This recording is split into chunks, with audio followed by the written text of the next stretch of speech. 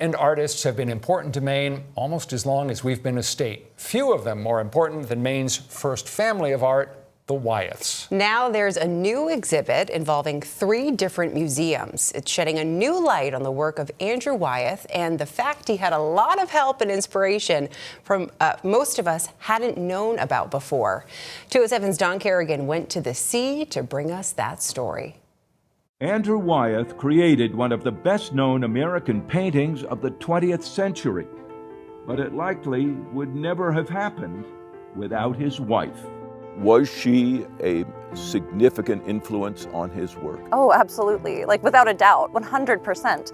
On their very first date, Betsy James introduced Andrew Wyeth to the Olson family and Christina. The partnership of Andrew and Betsy spanned almost 70 years, and to understand it, we went to sea.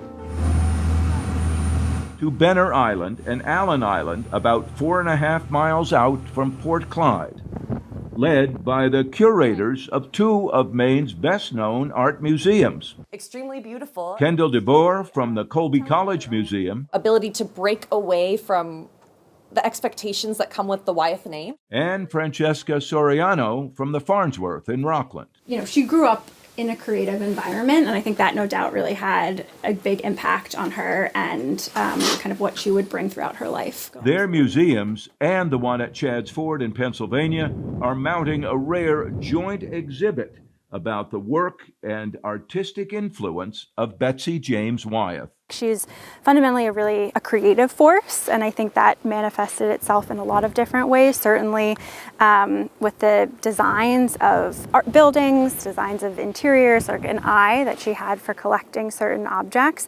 They showed us Benner Island, where only 3 of the buildings are actually old, the rest built and made to look old by Betsy. She would talk about a very specific floorboard from a very specific place. She had a huge stockpile of historic floorboards, and when I come in here, I can kind of understand why. Betsy Wyeth, they say, created their Benner Island world with a special look, even bringing some real old buildings from the mainland to be reassembled here. And so much of this became the focus of Andrew's artistry. Their marriage, which was pretty early on in his career, entirely changed the trajectory of his artistic work. Andrew Wyeth repeatedly found scenes and settings here that he would later paint. It's hard to say exactly, how much she staged or not, but I think we can take a step back instead of sort of, looking at Andrew's work as Andrew's work, but thinking about Betsy really as what Betsy's role was in that. Betsy Wyeth was the recognized business manager for her husband's career and his artwork, but less well known, the curators say, is her role as critic and commentator on his paintings in progress. They had a sort of synergistic or mutually inspiring relationship where as he was working on paintings, she would come into the studio and say, actually, you should take this part out or remove this element of your painting. Though one early piece of advice he did not follow. Famously, she actually wanted him to remove Christina from Christina's world, which would actually make an entirely different work. So sometimes he would take her advice and sometimes not.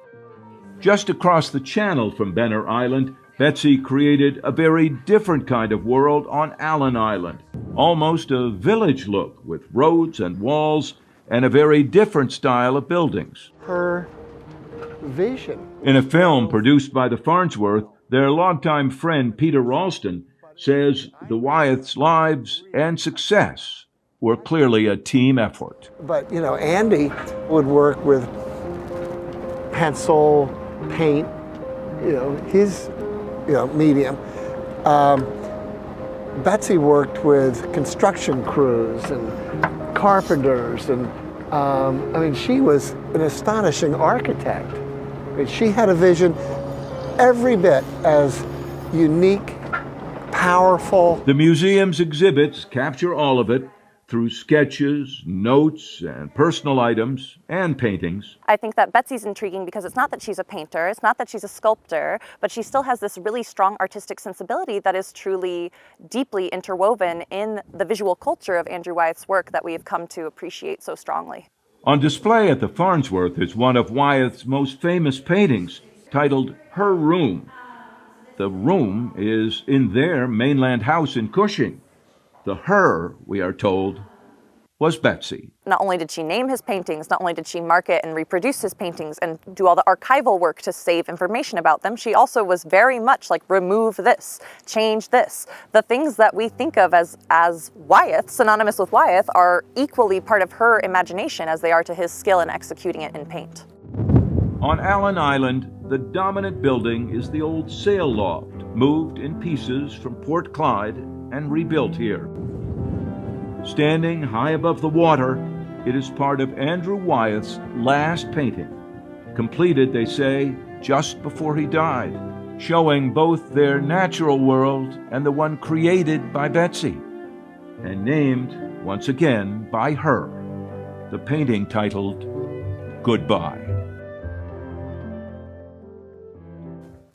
Lots of interesting stuff there. So that new exhibit is called By Design, The Worlds of Betsy James Wyeth.